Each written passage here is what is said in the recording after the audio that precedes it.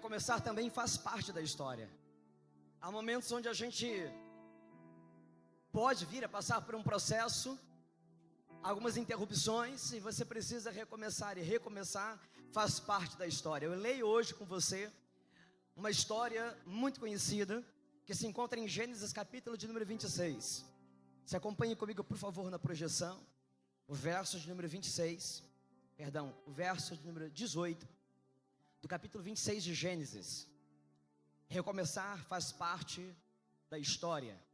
Isaac reabriu os poços cavados no tempo de seu pai Abraão, os quais os filisteus fecharam, depois que Abraão morreu, e deu-lhes os mesmos nomes que o seu pai lhes tinha dado. Por essa palavra que o povo de Deus diga amém. E que Deus abençoe a sua boa e poderosa palavra, mais uma vez na sua vida e no seu coração. Eu não sei se recomeçar te inspira, porque há um sentimento um tanto quanto desafiador dentro de nós, quando a gente tem que recomeçar, porque ao mesmo tempo que parece ser e é um motivo de esperança, é uma motivação, é algo bom, você começar de novo é uma oportunidade. Mas tem aquele sentimento também de você ir para o final da fila. Sabe quando você já está perto e de repente você retoma, vai lá para o final da fila. Aquelas provas que você participa e de repente você cai, e quem cai tem que voltar lá para o início da prova. Coisas desse tipo. Eu quero lembrar a você que na Bíblia nós temos muitas histórias de recomeço, de renovo. Mas nós temos alguns episódios que eu posso lembrar para você agora, de gente que teve que recomeçar ou foi reclamado por Jesus, desafiado por Jesus a recomeçar e não reagiu assim tão bem. É o caso de Nicodemos. Nicodemos era um homem da elite religiosa. Ele era o suprassumo da religião. Ele tinha uma posição de destaque. Ele é reconhecido, renomado. E Jesus disse para ele um dia: é necessário você nascer de novo. E ele disse: mas como isso? Eu voltar todo o meu processo, já cheguei até aqui, e agora começar do zero? E ele disse: você não está entendendo a linguagem espiritual, é necessário nascer de novo do Espírito. Eu quero lembrar então do Pedro. O Pedro, ele passa uma noite inteira pescando, mas não dá certo para ele naquele dia. Ele se frustra, ele fracassa. É um pescador, mas não deu certo. Ele está agora na praia, e Jesus está chamando ele para voltar ao lugar da onde? Do fracasso. O lugar onde ele se frustrou, onde não deu certo, para recomeçar mais uma nova oportunidade ou tentativa de pesca. E ele está cansado. E quando você já empenhou forças, quando você já trilhou um certo espaço de caminho, você já empreendeu energia, você está cansado. E eu quero dizer isso para você. Há um sentimento de cansaço muitas vezes na nossa vida, na nossa história, e o cansaço, ele tende a tirar o nosso ânimo, tirar a nossa força e energia para nós recomeçarmos ou vivermos os nossos sonhos. Há muitos sonhos paralisados, há muitos projetos encerrados, porque faltou energia, faltou motivação, faltou fôlego. Mas para todos nós, recomeçar é a possibilidade de reverter uma frustração, e é uma bênção para nós, a possibilidade de recomeçar. Agora, querida, depende mais de você do que de Deus. Para você recomeçar um projeto na vida, recomeçar a sua vida, depende mais de você do que de Deus. Deus está pronto, Deus está disposto a recomeçar e começar tudo de novo. Eu quero saber de você. Eu falei do cansaço, e a graça de Deus, ela te faz se mover quando você não tem mais condições nem de caminhar. Eu já vivi isso na minha vida, você já viveu isso na sua vida. Quando você esgotou as suas possibilidades, então veio uma provisão da graça de Deus. A Bíblia diz lá em Isaías capítulo 40, ele renova as forças daquele que não tem vigor nenhum, ou seja, acabou, esgotou, zerou tudo. Mas Deus renova até o que não tem, e aqueles que esperam no Senhor renovarão as suas forças, diz a palavra de Deus. Pessoas estão desanimando. É normal. Eu cuido de gente, de pessoas o tempo todo.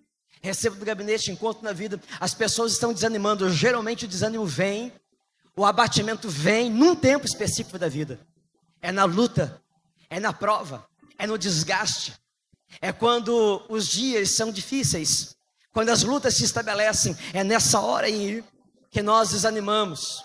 Porque geralmente nós consideramos que luta, problema, dor, sofrimento é a ausência de Deus. Mas quem foi que te disse isso?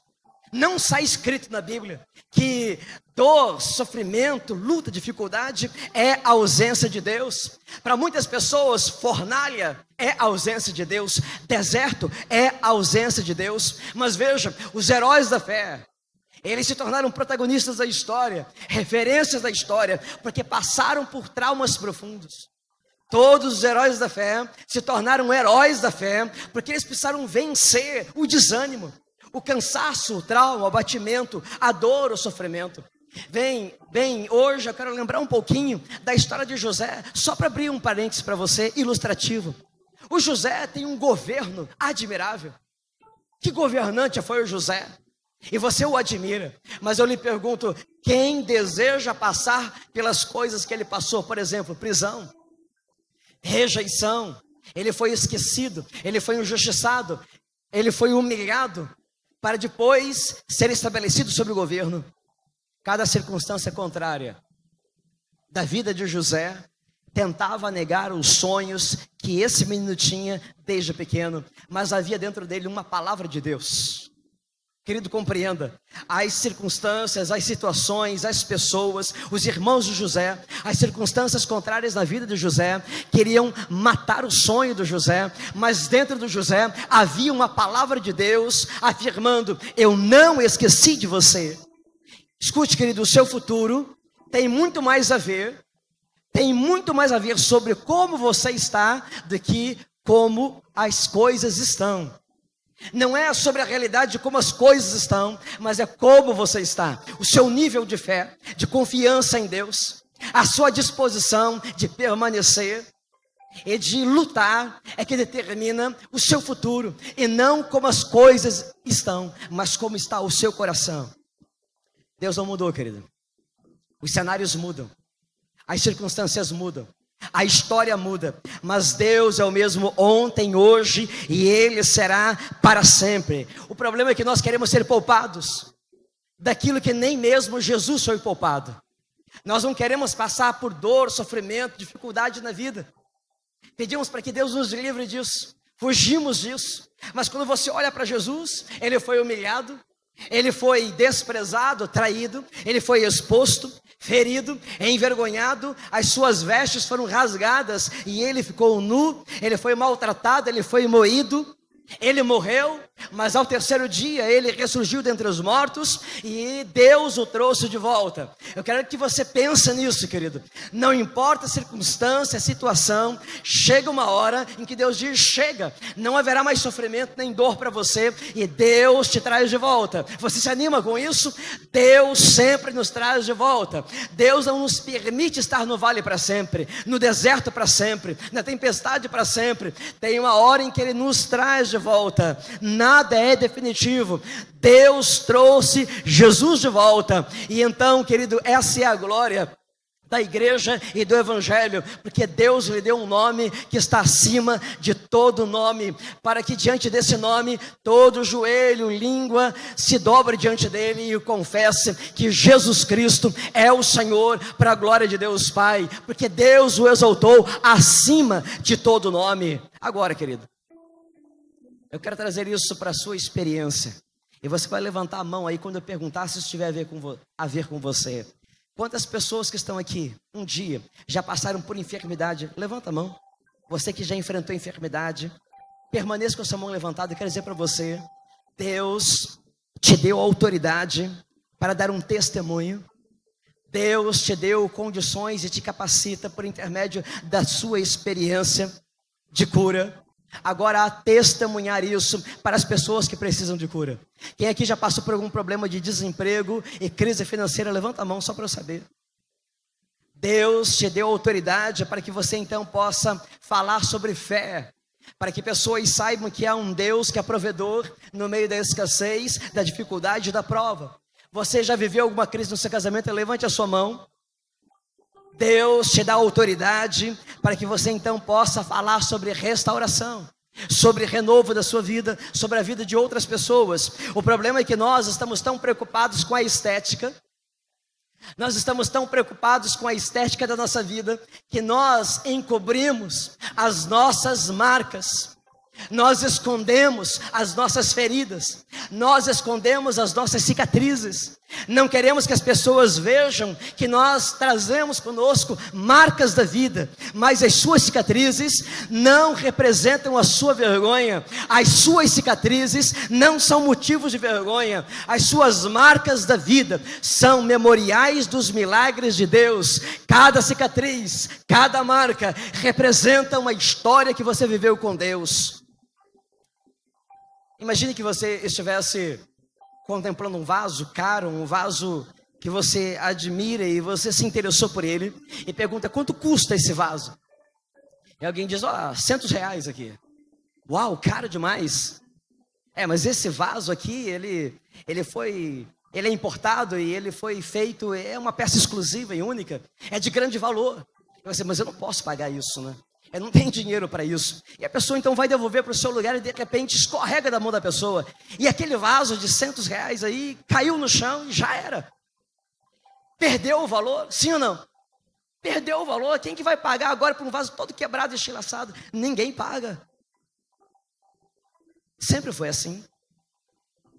Vaso quebrado nunca teve valor. Até que um dia alguém teve uma ideia. Pegar um vaso quebrado, restaurar o vaso com fios de ouro e colar as partes, e entre cada parte rachada, então um fio de ouro passando por ali, para que desse a liga. Foi dessa maneira que vasos quebrados passaram a ter mais valor do que vasos inteiros. Vasos que passaram pela experiência da quebra passaram a ter mais valor do que vasos inteiros, por causa da obra da restauração, a obra da restauração e da recuperação. Dessa maneira Deus trabalha com a minha vida e com a sua vida. Nós somos como vasos que muitas vezes se partem e se quebram, mas passamos a ter mais valor depois da obra da restauração. Sempre que há uma restauração de Deus na minha vida, na sua vida, a sua vida passa a agregar mais valor. A palavra de Deus diz que não foi com prata, nem com ouro, nem com coisas corruptíveis que nós fomos comprados, mas pelo precioso sangue de Jesus. Então entenda isso. Hoje você é um vaso que foi quebrado, você é um vaso restaurado, e quando as pessoas olham para você, tem mais valor agora do que tinha antes. Por quê? Não é por causa de um fio de ouro que está lá, não é um fio de prata, não, mas é o precioso sangue de Jesus que está sobre a evidência da sua vida. E você então compartilha com alguém: olha, um dia eu estive no CTI quase morto, mas o Senhor me trouxe de volta. Sabe, essa cicatriz que eu trago aqui do meu casamento, da minha relação conjugal, da minha família, era para acabar a história, mas não acabou, porque o sangue de Jesus me envolveu, me cobriu, me restaurou, e o meu casamento está de pé, ele vive ainda. Sabe, um dia eu passei por uma experiência de quebra. O meu negócio, o meu projeto financeiro, a minha profissão faliu, mas o Senhor fez redenção, e essa marca representa a restauração de Deus. Há momentos em que nós queremos cobrir as nossas marcas, mas a verdade é que as marcas das suas quebras, a marca das suas cicatrizes, das suas dores, das suas lutas, agregam valor a você. As suas cicatrizes agregam valor a você. Não esconda o que você viveu, não esconda o que você passou. Aquilo que você viveu virou um testemunho para a glória de Deus. Marca de recomeço, marca de renovo. Pessoas estão lá fora agora mesmo esperando a tua experiência, a tua marca, a tua cicatriz, para acreditar que elas podem recomeçar, que elas podem viver um renovo, que não é o fim da história, mas que é possível, crendo em Jesus, com fé em Jesus, vencer e prevalecer sobre os traumas da vida. As crises têm a função de ativar a fé, e não de destruir você, de promover você e não rebaixar você. Quero lembrar um pouco mais de José do Egito. José do Egito, ele espera um tempo, desde que ele tem um sonho como menino, até que Deus o eleve à posição de governador do Egito, leva um tempo. Eu não vou ser capaz agora de lembrar a você qual foi o tempo, mas foi um bom tempo. Mas o tempo em que ele está no governo é um tempo muito superior ao tempo da espera. Davi ele é ungido como rei, mas ele não vai para o trono. Passa um tempo, talvez 10 anos, até que Davi então assuma o trono do reinado de Israel. Mas o tempo em que ele passa sobre o governo de Israel como rei é um tempo muito superior ao tempo da espera.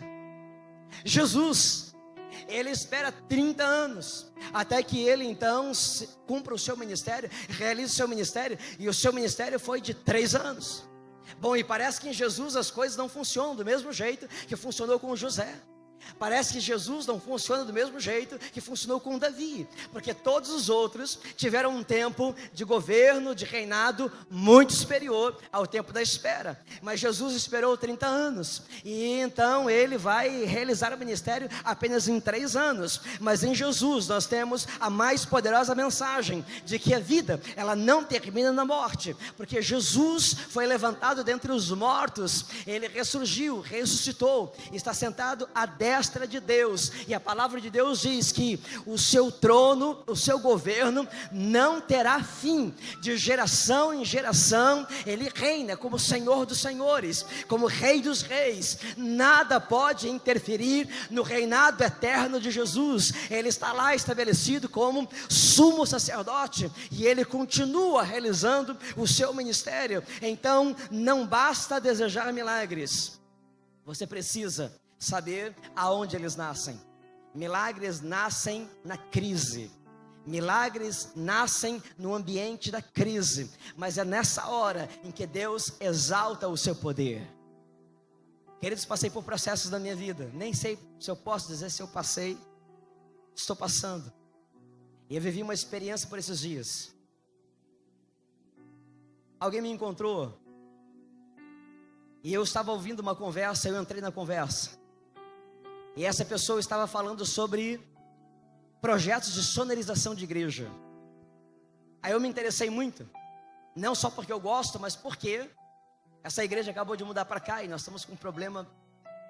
Talvez você não perceba isso, mas nós que estamos aqui, a gente não se ouve, porque o som bate e volta. Esse ambiente precisaria, ou precisa de um projeto acústico.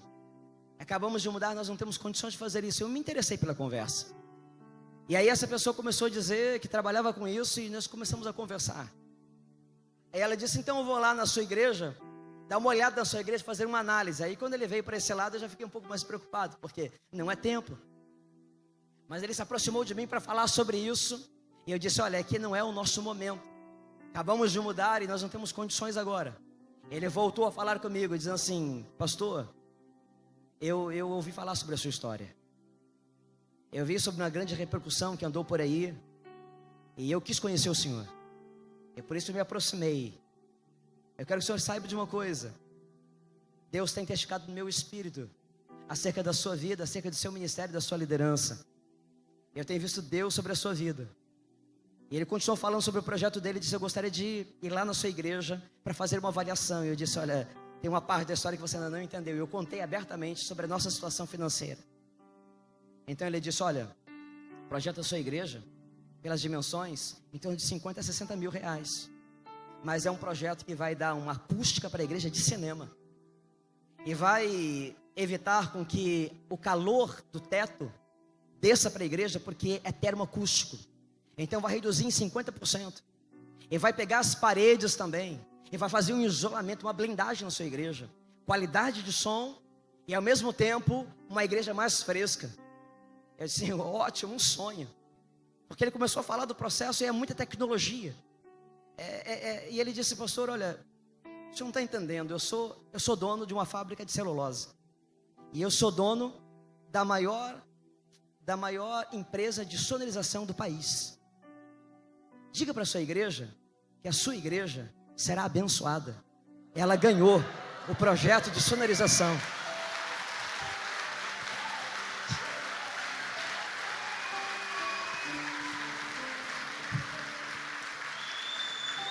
E ele disse: pastor,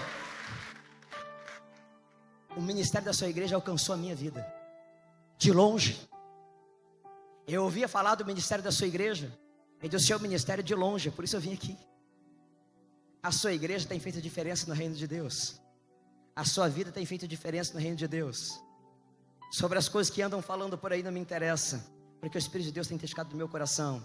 A sua igreja será abençoada. Diga para ela que ela será blindada, que a reforma da sua igreja, a reconstrução da sua igreja vai começar pelo teto, porque Deus vai guardar e abençoar a sua igreja. O Deus que faz coisas novas não mudou.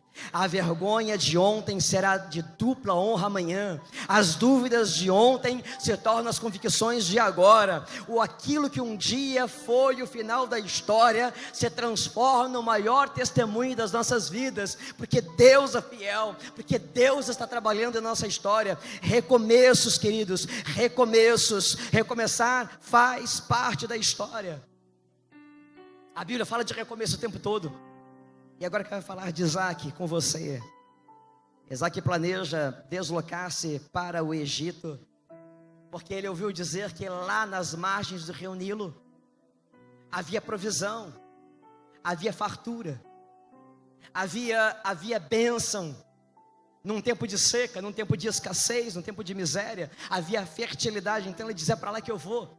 Eu sou um líder estratégico, eu sou um homem de visão, eu quero estar onde as coisas estão acontecendo. Mas Deus não permite que ele vá para o Egito. E Deus diz assim: não vá para o Egito, fica onde você está. E às vezes a gente não entende, às vezes a gente não compreende o que Deus faz. Diz a palavra de Deus em Gênesis capítulo 26, versos 1 e 2: houve fome naquela terra, como tinha acontecido no tempo de Abraão. Por isso Isaac foi para Gerar, onde Abimeleque era rei dos filisteus. O Senhor apareceu a Isaac e disse: não desça ao Egito, procure estabelecer-se na terra em que eu lhe indicar. Cuidado com as soluções fáceis. Cuidado, porque o futuro não está nas suas mãos, o futuro está nas mãos de Deus. Muitas vezes ficar, querido, é melhor, por pior que seja a situação de onde você está. Não desista do que Deus começou na sua vida. Não desista dos seus planos, dos seus projetos, dos seus sonhos, do que Deus começou. Viva a sua história até o fim. Chega de projetos inacabados, chega de projetos não terminados. Deus quer conduzir a sua história com início, meio e fim. Talvez você esteja planejando ir embora, mas Deus está falando: você fica. Porque crises geram em nós o desejo de fuga. Crises representam o útero, onde nascem os vencedores, os vitoriosos. Mas muitas vezes o nosso desejo é fugir. Na crise nós queremos fugir. E é por isso que nós nascemos prematuro. É por isso que nós nascemos deformados. É por isso que o nosso projeto não se torna perfeito, porque nós queremos sair antes da hora. Não queremos enfrentar isso. Sabe, querido, eu sei, é difícil demais. Mas sabe, eu desejo louvar a Deus, porque eu estou aqui. Eu estou aqui, eu estou de pé. Eu decidi permanecer, eu decidi não desistir. E eu estou aqui, e eu louvo a Deus todos os dias por estar aqui, porque eu estou de pé, porque Deus não me deu um espírito de desistência. Sabe, eu tenho insistido em crer que Deus me chamou, que Deus me vocacionou, que Deus tem um plano, um propósito, e eu quero viver essa história. Eu quero conhecer de Deus o que Ele tem para mim. Crises geram o desejo de fuga, mas eu não posso sair de maneira prematura. O projeto da minha vida não pode ser um projeto prematuro.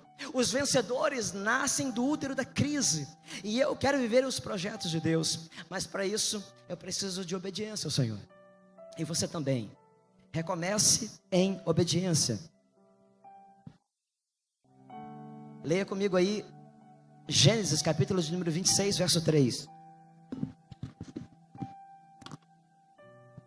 A igreja pode ler, por favor?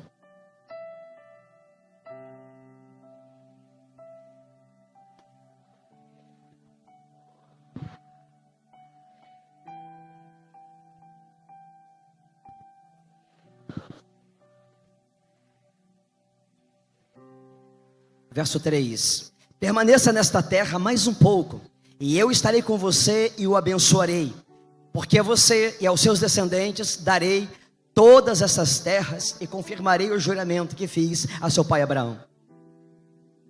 Deus disse a Isaac: eu estou com você. A nossa vitória não tem nada a ver com a ausência de problema. Escute isso, querido. A nossa vitória tem a ver com presença de Deus. O que você precisa alcançar em Deus não tem nada a ver com ausência de problema, tem a ver com presença de Deus. Às vezes nós imaginamos que para que as coisas sejam abençoadas, tem que haver ausência de problema. Não, só tem que ter presença de Deus. É no meio da crise, é no meio do problema, da dificuldade, da luta e da dor, que Deus se faz mais presente. E se Deus é por nós, quem será contra nós? Sabe, há momentos em que tudo diz não. Há momentos em que tudo desmorona. Há momentos que tudo sai do controle. E é nessa hora que a gente precisa lutar e jamais desistir. É nessa hora que nós afirmamos a nossa fé. Essa é a hora de recomeçar. Não é o fim, é apenas o recomeço. Ele ficou em Gerar, no deserto. E a Bíblia diz que ele desenvolve uma lavoura incrível, extraordinária, excepcional, sem precedentes, sem lógica, sem explicação. Ele vai semear no deserto, onde não chovia, onde não tinha água, onde não dava resultado nenhum, e é lá que ele vai viver a maior prosperidade, ele vai ficar riquíssimo. Mas o Isaac, ele não bate o pé, ele não fala da fome, ele não conta para Deus que não chove, ele não fala das inviabilidades do lugar, ele simplesmente obedece a Deus e ele fica. É difícil demais ficar no lugar onde você está vendo que não dá certo. Mas o que não dá certo é desobedecer a Deus. O que não funciona é você seguir o seu coração e não a voz de Deus. Diz a palavra de Deus, verso 6 do capítulo 26. Assim Isaac ficou em Gerar. Querido, fique aonde Deus tem determinado. Não saia, não vá embora, não desista dos planos e projetos de Deus. Na crise, tire os seus olhos do problema, coloque os seus ouvidos na voz de Deus, do que Deus está falando. Então, em primeiro lugar, querido, recomece com trabalho. Veja o que está escrito em Gênesis 26, versos de 12 a 14. Isaac formou lavoura naquela terra, no mesmo ano colheu a 100 por 1, porque o Senhor o abençoou. O homem enriqueceu e a sua riqueza continuou a aumentar, até que ele ficou riquíssimo. Possuía tantos rebanhos e servos que os filisteus o invejaram. Ele prospera quando todo mundo está reclamando da crise, quando todo mundo está falando da fome, quando todo mundo está fazendo prognósticos de que não vai chover, de que não tem semeadura, que não há resultado. Ele prospera nesse lugar. E muitos poderiam dizer: você está maluco? Nessa terra já não dá mais nada, você vai desperdiçar a sua semente. São os mensageiros do pessimismo. Sempre vai haver, querido, mensageiros do pessimismo. Mas hoje eu quero dizer a você, querido, Deus tem te levantado, Deus quer te levantar, como igreja, como crente, como servo de Deus, como profeta da esperança, porque já tem muito mensageiro de pessimismo. Deus está precisando levantar profetas da esperança, gente que acredita nele, que acredita na palavra, que acredita na Bíblia, pessoas, homens e mulheres de fé. Pare de reclamar, semeie na sua terra, semeie onde você está, semeie na sua profissão, semeie na sua família, semeie no seu ministério, semeie na sua igreja. Não aposte na crise, semeie onde você está. Do que vale uma fé que não acredita? Aliás, será que existe isso, uma fé que não acredita? Jogue a semente e creia. Que semente que Deus vai abençoar? Qual é a semente que Deus abençoa? A semente que não foi plantada? A semente que não foi lançada no chão? Deus não pode abençoar uma semente que não foi plantada. Deus vai abençoar a sua semeadura se você plantar. Você acha que você vai colher onde você não plantou? Eu quero convidar você, que é um líder de célula, a investir na sua célula, a semear na sua célula. Nós vivemos agora, nessa semana, uma glória. Cadê o Moza? Aí, Moza, eu lembro, querido, que no ano da multiplicação você não multiplicou, lembra disso? Um monte de gente multiplicou e você ficou para trás. Não multiplicou. Agora, nessa semana, a célula do Moza multiplicou quantas vezes? 4 vezes. Uma célula virou 4 células. Você não vai aplaudir isso, não? Isso é uma glória de Deus. E deixa eu te dizer, querido, no tempo da seca, no tempo da escassez, onde não estava chovendo, não era o melhor tempo que a gente estava vivendo como igreja. Nesse tempo, que milagre, Deus faz com que uma célula multiplique 4 vezes, porque houve semente, houve semeadura, houve fé, houve trabalho, houve empenho. Sabe, invista na sua célula, põe a semente na sua célula, resolva fazer algo que você nunca fez, acredite nisso. E você vai ver então uma multiplicação acontecendo na sua célula, na sua vida, naquilo que Deus está movendo através de você. Sabe, aonde mais existe o fracasso, é onde não tem iniciativa, é onde não tem projeto, é onde não tem trabalho, é onde não tem realização, é onde tem braços cruzados, é o lugar onde tem mais fracasso. Sabe onde tem mais fracasso? É onde não tem sucesso, é onde não tem atitude, é onde não tem decisão. Então avalie a sua atitude, porque Deus não faz nada por quem não faz nada, mas tudo é possível aquele que crê. Na crise, Isaac cavou o poço, ele reabriu poços, ele cavou poços novos. Na crise ele semeou, na crise ele não se acomodou. Sabe, eu estou ensinando para você o segredo da prosperidade, da bênção de Deus. Eu estou dizendo para você, obediência e trabalho. Obediência e trabalho, que dupla, que se alinha aqui. Segundo lugar, recomece com paciência. Tem horas e há momentos na vida que a gente precisa de muita paciência. Diz a palavra de Deus, capítulo 26 de Gênesis 14 a 17. Possuía tantos rebanhos e servos que os filisteus o invejaram. Estes taparam os seus poços, que os servos de Abraão, pai de Isaac, tinha cavado na sua época, enchendo-os de terra. Então Abimeleque pediu a Isaac: sai da nossa terra, pois já és poderoso demais para nós. Então Isaac mudou-se de lá e acampou no vale de Gerar, e ali se estabeleceu. Eu sei que você já ouviu aquela frase, que não está na Bíblia, diz assim: a árvore que dá fruto é que leva pedrada. Ninguém ataca a pedra em árvore que não dá fruto. É a árvore que dá fruto que vai levar pedrada. Mas no caso de Isaac não foi uma pedrada, foi um caminhão de entulho. A Bíblia diz então que entulharam o poço inteiro. Acabou o poço, de tanto entulho que foi jogado ali. O projeto não era prejudicar, não era atrasar, não era atrapalhar, era acabar com a vida, acabar com o projeto. O poço que incomoda as pessoas não são os seus defeitos. O que mais incomoda as pessoas são as suas virtudes. É o seu sucesso, é a sua prosperidade que mais incomoda as pessoas. As pessoas expulsam quem prospera mais do que elas na mesma terra em que elas estão. Eu tenho certeza que cada pessoa aqui que está no mercado de trabalho, que está trabalhando, conhece uma história, já viveu uma história dessa. Se você começou a prosperar, começou a desenvolver, começou a se destacar, alguém se incomodou com você, alguém tentou entulhar o seu poço, alguém tentou te prejudicar, tirar você da frente. Veja, eles entulharam poços por inveja. Eu vou fazer uma pergunta teológica aqui para você. Inveja é pecado? Sim ou não? Inveja é pecado? Você me ajuda aqui a pregar. Sim ou não? É pecado. Os invejosos, levantem a mão, por favor, só para eu reconhecer. Quem é invejoso, levanta a mão. Tem um invejoso ali, só um. O resto é tudo mentiroso. Olha só, querida, eu vou facilitar para não ficar tão ruim para você. Quem já teve inveja, já sentiu inveja? Levanta a mão.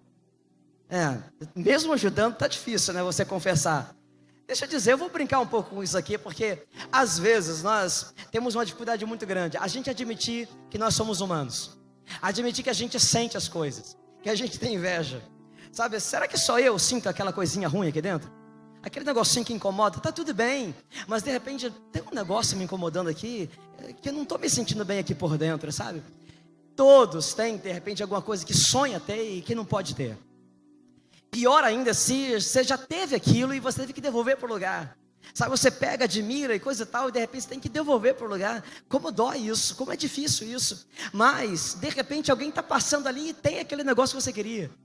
Então, dá aquele sentimentozinho de inveja. Todo mundo sente esse negócio.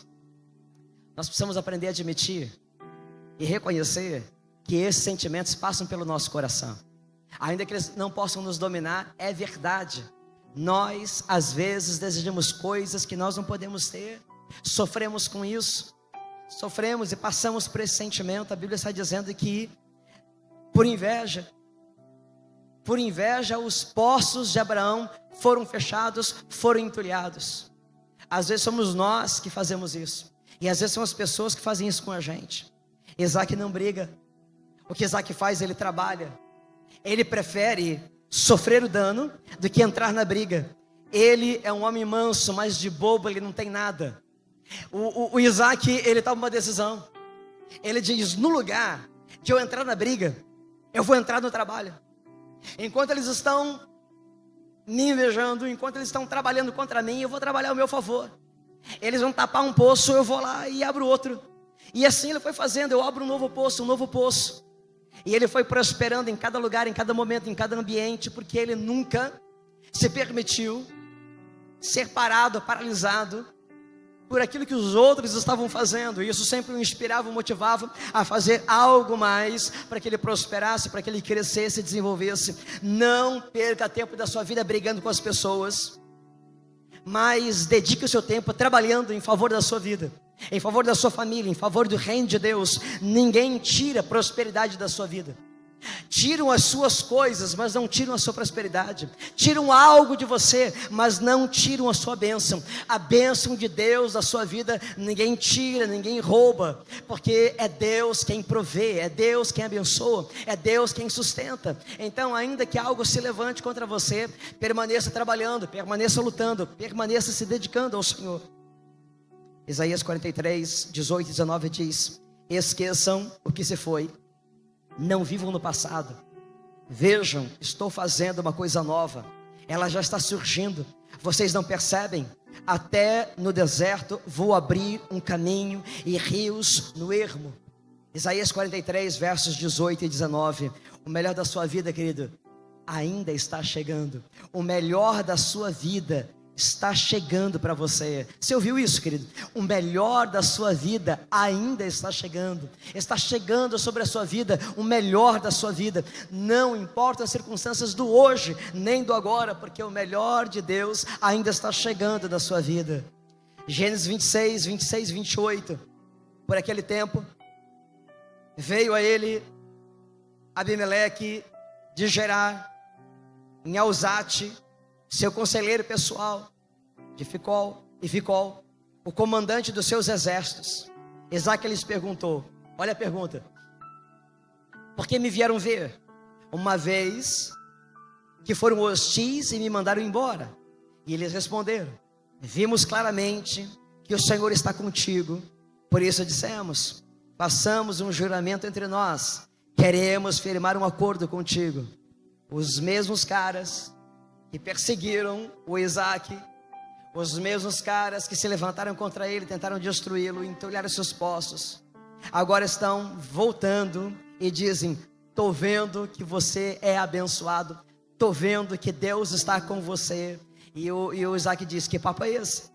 Não eram vocês que me rejeitaram, não foram vocês que me rejeitaram, porque vieram me ver, uma vez que vocês foram hostis e vocês me mandaram embora. Brigas empobrecem. Mas o Isaac, que escolheu não brigar, escolheu trabalhar, prosperou. E a turma que entrou na briga, a turma que entulhou o poço, tem que voltar para reconhecer: não adianta, não adianta, Deus é com ele, Deus o faz prosperar, Deus o abençoe. Deus o abençoa, então vamos nos aproximar dele. Sabe, as pessoas vão se aproximar de você, porque Deus está com você, porque Deus te abençoa.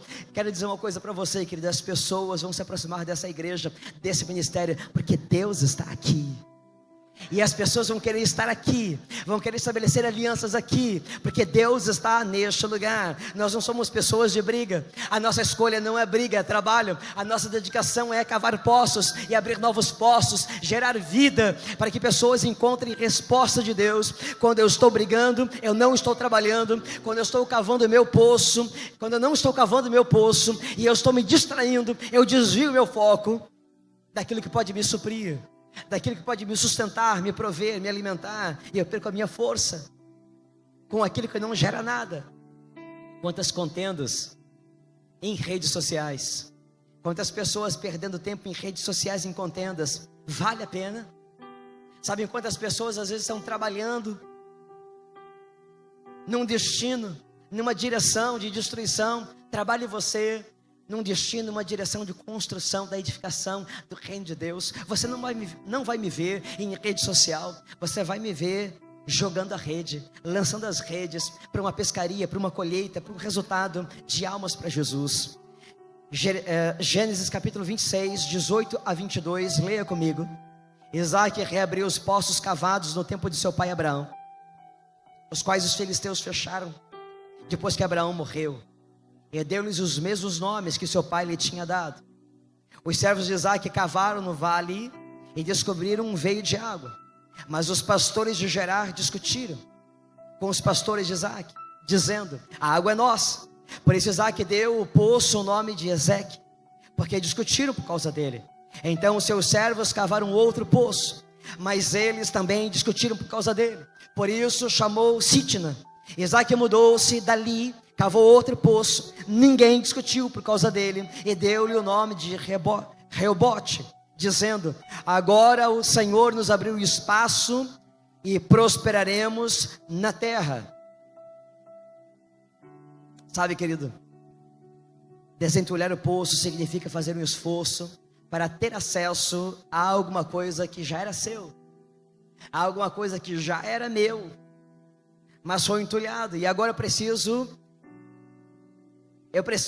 desentulhar, eu preciso cavar para ter acesso a algo que eu já tinha. Sabe o que significa? Recomeço. É por isso que recomeçar não é fácil, porque eu preciso trabalhar e lutar por aquilo que eu já tinha, já era meu. Recomeçar faz parte da história. Você não pode abrir mão daquilo que é seu, ainda que as coisas tenham se tornado mais difíceis. Não desanime disso. Quanta gente vivendo com o coração entulhado, quanta gente com o coração cheio de mágoa, cheio de entulho, guardando marcas e mágoas e ressentimentos no coração. Faça uma faxina na sua vida, recomeça, desentulhe. Aconteceu, passou, siga em frente, abra um novo poço na sua vida. Qual é a resposta de Isaac? Versículo 25, Isaac construiu neste lugar um altar e invocou o nome do Senhor. Ali armou acampamento, e os seus servos cavaram um outro poço. Você precisa aprender a recomeçar. Domingo passado, retrasado, eu preguei sobre Esdras, sobre a reconstrução, sobre recomeço. Aliás, estou pregando de novo sobre recomeço. Quando você se depara com ruínas, entenda isso.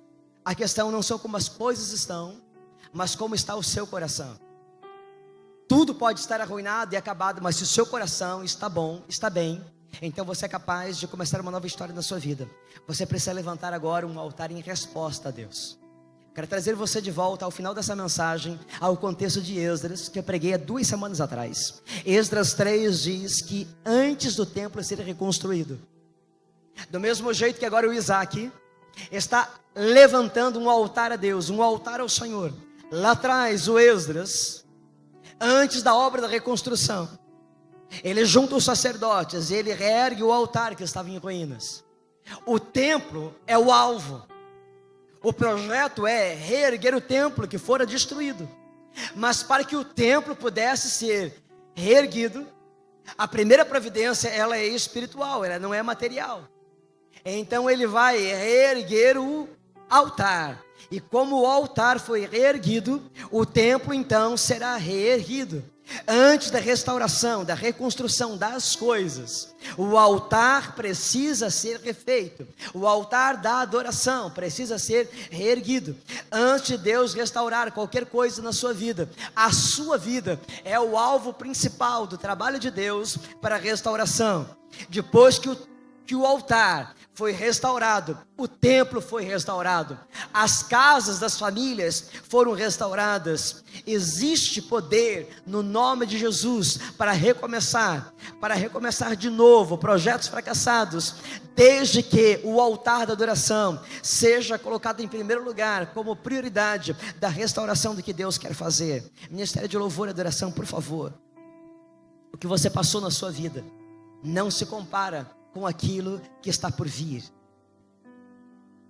Naquela noite, diz o versículo 24 do capítulo 26 de Gênesis, o Senhor lhe apareceu e disse: eu sou o Senhor, o Deus, eu sou o Deus de seu pai Abraão, não tema, porque eu estou com você, eu o abençoarei e multiplicarei os seus descendentes por amor do meu servo Abraão. Eu quero encerrar hoje a palavra, querido, antes de voltar à parte final do último poço e da obra onde Deus faz definitivamente Isaac prosperar, para usar uma ilustração bíblica. Parece que não tem nada a ver, mas eu quero abençoar muito a sua vida através dessa palavra. A Bíblia conta a história de um homem cego. E a Bíblia diz que Jesus fez o milagre mais estranho que talvez esteja registrado na Bíblia. Porque Jesus Cristo passa por esse homem, e no lugar de ele dar uma palavra, liberar uma palavra de cura, e dizer, você quer ver? Então veja. De tocar nele, para que ele possa ver, enxergar. Jesus faz algo inusitado, ele gospe no chão. E ele então faz lodo, e usa aquela lama e passa sobre a vista do cego. Você vai lembrar de uma história, eu quero contextualizar isso para você. Banda, por favor, me ajude. Há um momento onde as pessoas perguntam assim, mas Jesus, quem foi que pecou? Foi ele? Ou os pais dele que pecaram? E Jesus disse, não foi ele que pecou, nem os pais dele que pecaram, mas isso aconteceu para que se manifeste a glória de Deus. Eu estou chegando mais perto daquilo que eu quero compartilhar com você agora. Jesus cospe no chão, mas por quê? Qual a razão? Que milagre é esse? Que metodologia é essa? Então eu quero contar um pouco da religião de Israel. A religião de Israel dizia, e por isso os discípulos perguntaram, quem foi que pecou para que esse homem fosse alcançado por tamanha desgraça, tamanha maldição? Porque um homem cego era um homem amaldiçoado. Então quando olharam para aquele homem cego, disseram, esse homem é um amaldiçoado. Todas as vezes que alguém passava para aquele homem cego e olhava então a evidência da sua impureza, da sua maldição, cuspia no chão, como símbolo de desprezo, como símbolo de rejeição da maldição que estava sobre aquele homem. A Bíblia diz que Jesus Cristo foi cuspido, porque Jesus Cristo levou sobre si toda a maldição da sua vida e da minha vida. Então cuspiram nele, cuspiram no rosto dele, porque ele foi amaldiçoado por causa do seu pecado, do meu pecado. Todas as vezes que alguém passava por aquele homem cego, cuspia no chão, e cada vez que ele não via, mas ouvia alguém cuspindo perto dele, ele dizia, é porque eu sou um amaldiçoado, é a minha maldição que está ali. E alguém cuspia porque via o homem cego, um amaldiçoado. Agora Jesus está dizendo, quando se aproxima desse homem, chega, eu vim hoje declarar um novo tempo da sua vida, um novo começo. Hoje eu estou cuspindo do chão para dizer, é a última vez que você vai ouvir o som do desprezo, o som da rejeição, o som da humilhação, o som da maldição. Você não será mais um amaldiçoado. Hoje eu estou cuspindo para que você saiba, termina o tempo da maldição, inaugura-se um novo tempo da bênção sobre a sua vida. Você será abençoado. E então cobriu os olhos do mesmo jeito que ele cobriu o seu pecado, o meu pecado, com o sangue dele, com a purificação dele. E você deixou de ser um amaldiçoado, um maldito, e passou a ser um abençoado. E esse homem foi curado, e esse homem foi restaurado. No lugar da sua ferida, ele cura. No lugar da sua morte, ele gera vida, produz vida. Onde todos dizem é o seu fim, ele diz, eu entro na história e eu gero algo novo, eu gero uma nova história. Evangelho, querido, não é remendo, evangelho é renovo. Deus não veio hoje aqui aliviar a sua dor, Deus veio curar as suas feridas, Deus veio te restaurar. Reobote, diz a palavra de Deus, o último poço significa um novo tempo, uma nova história. Deus abriu um novo lugar, Deus abriu o espaço, Deus abriu o caminho. Deus quer abrir um caminho novo na sua vida. Fique de pé.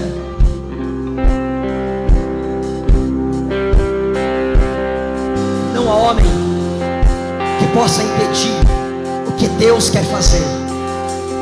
Tentaram entulhar os poços de Isaac, Uma vez, duas vezes, muitas vezes. Mas Ele não para, Ele não desiste, Ele continua até que a evidência de Deus prevalece, a bênção da presença de Deus prevalece. E então o Isaac testemunha: Deus definitivamente abriu espaço nesta terra e neste lugar para eu prosperar. Quero que você creia, querido, para uma visão de fé. Deus, na Bíblia de Vista Alegre, abriu o caminho, abriu o espaço para nós prosperarmos neste lugar. Deus abriu o caminho aqui, Deus abriu o lugar aqui para nós prosperarmos como igreja, prosperarmos como ministério. Deus está abrindo o caminho, Deus está abrindo espaço nesse lugar. Reobote é para você, Reobote na sua vida. Deus abrindo o caminho, Deus abrindo espaço para multiplicar a sua vida. Se tem hoje alguém aqui num deserto espiritual, emocional, financeiro, vivendo um tempo de crise, a crise é o útero onde nascem os vitoriosos, os vencedores de Deus. Saem do útero da dor, da crise, da dificuldade. Deus vai te abençoar. E eu quero orar pela sua vida que está num deserto existencial. Você que enfrenta a depressão, está deprimido, se sentindo fracassado, é uma doença, é um vício, eu não sei. Sai do seu lugar, venha para cá. Deus tem um novo começo para a sua história, para a sua vida. Receba coisas novas. Deus te abençoe hoje, Deus te alcance, Deus gere um novo começo. Isso é fé. Que existe um Deus que pode mudar a sua história.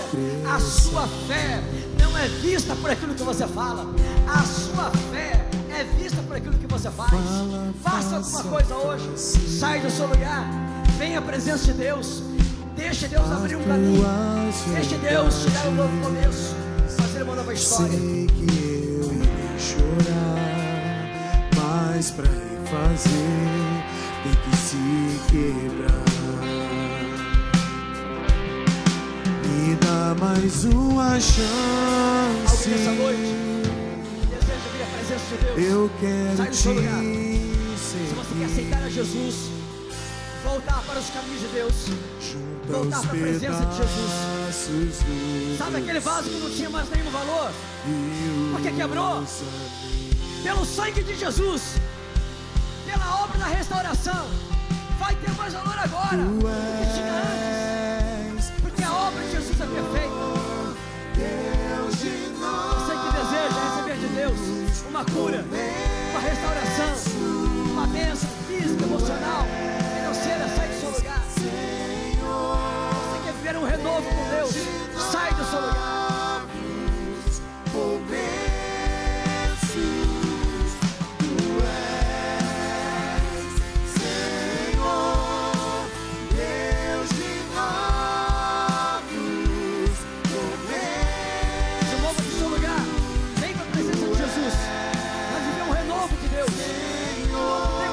Pela bênção de Deus, pela restauração de Deus.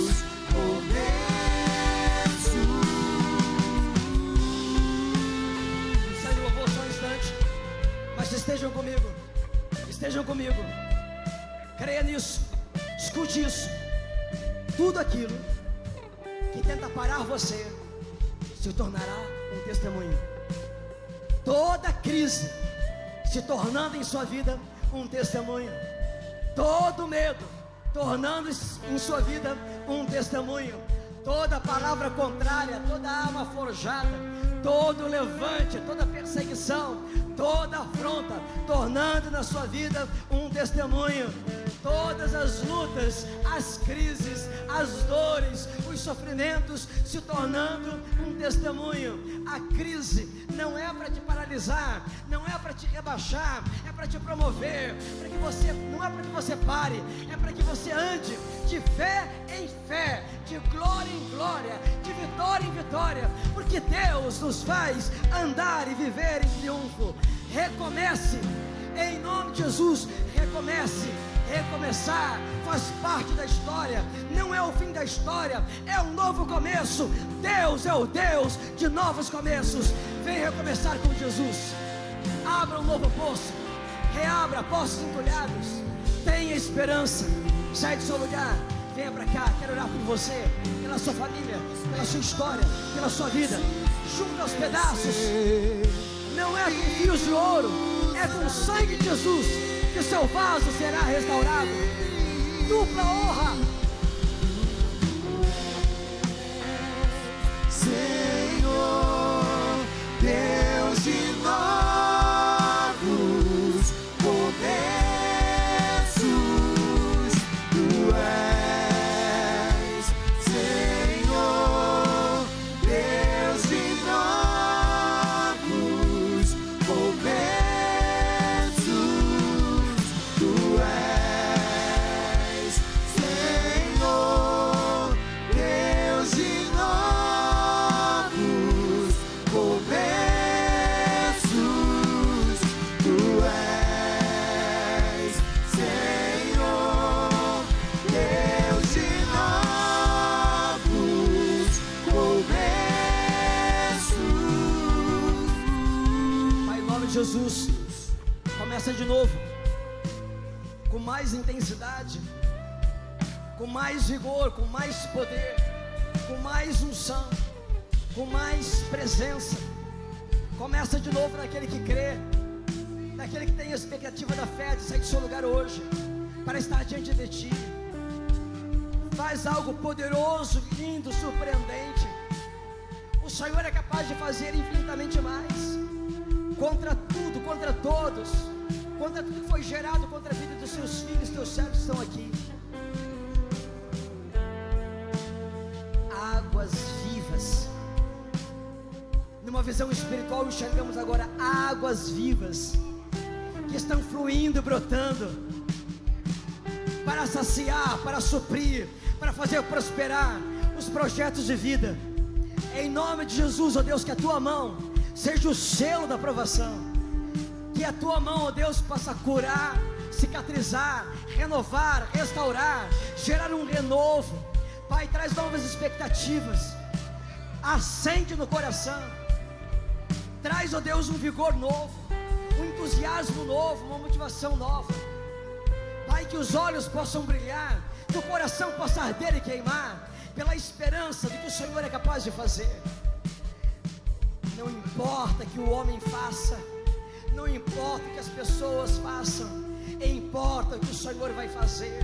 Faz de novo, ó Deus, faz algo poderoso, faz algo, ó Deus, que seja um memorial, faz algo que seja um marco de fé, algo que sirva de testemunho. Em nome de Jesus, ó Deus, que cada cicatriz, que cada evento doloroso da vida se transforme agora, pela obra da restauração, na parte mais linda, mais poderosa, para um testemunho. Não é vergonha, é memorial de milagre. Não há o que esconder das marcas que sofremos, senão testemunhar. É evidência de que o Senhor curou, restaurou, mudou e transformou, gerou algo novo, um novo começo, um novo tempo, para a glória de Jesus. Que o Senhor abençoe com Reobote, abrindo espaço, um novo tempo, um novo caminho para a tua igreja, para o teu povo, para cada um de nós. Queremos ver um novo tempo, esse espaço se abrindo para nos fazer prosperar. Que o Senhor nos abençoe, é o que pedimos e clamamos, em nome de Jesus. Declaro novos começos, novos sonhos, novos projetos, em nome de Jesus. Deus de